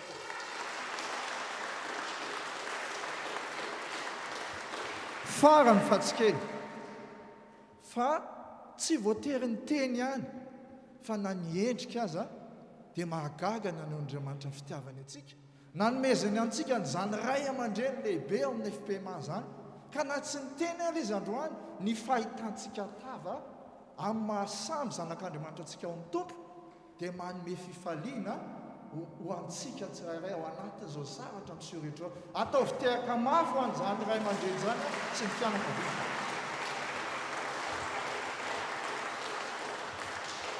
ary farany fatsikely indrindra dia isika mianakavoretona izay nanatrika ary koa ireo nandray anjara tamin'ny fomba maro samihafa satria na teo ary zany rehetra zany ka tsy teo tsika menakavy afaka nandray zany afatra zany a dia tsy tanteraka ny fotoan'androany tehaka mafy be ho antsika mianakavy toa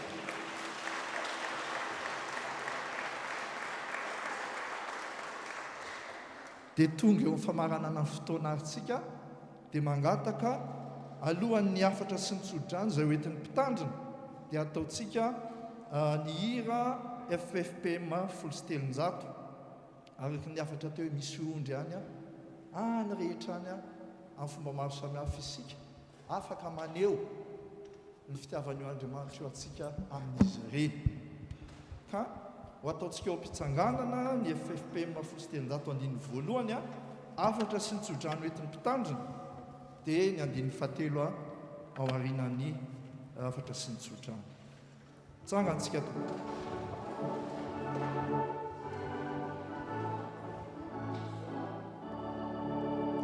Misy maro ao an-tsaha-mitarana fa entony jerombaka tsy mba misy atoandrona marana fa mazina renia indro olo maro be no manery mafy hoe mamidina mankaty hitondray baiboly re izy rehefa tany any Kristy tomposo mandehana hony tompo mandehana ho amin'ny tontolo iza mitsangana hari eny mitsangana fa izy no ombana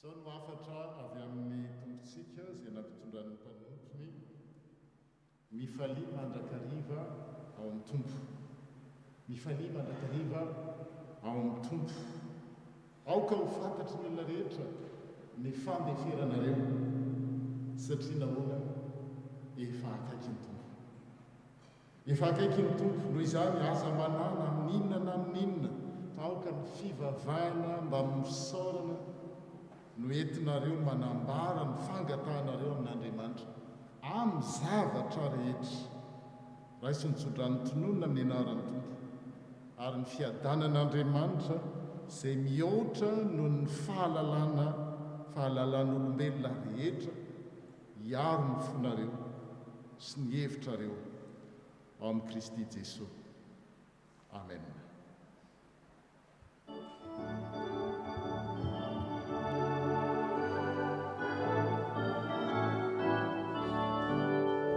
Mandehana tanjakany usa umejukieni ketraka ianjaranao ataovy hotodoza kaza diareraka mandehana ianao ka vitany asana manihiny tawari bulani anireni andrasa tambibe telefatieti mandehana uni tumpu mandehana uamini zao tuntulu izo mitsangana harieni mitsangana fahizinumbana.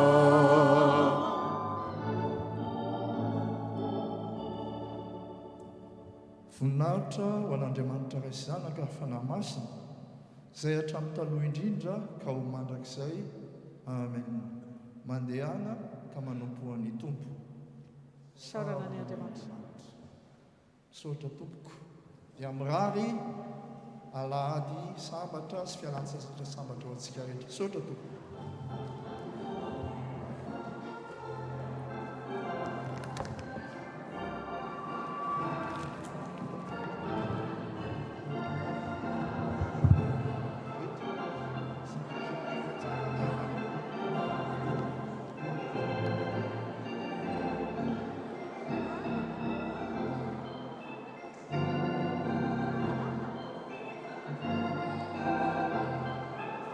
Thank you.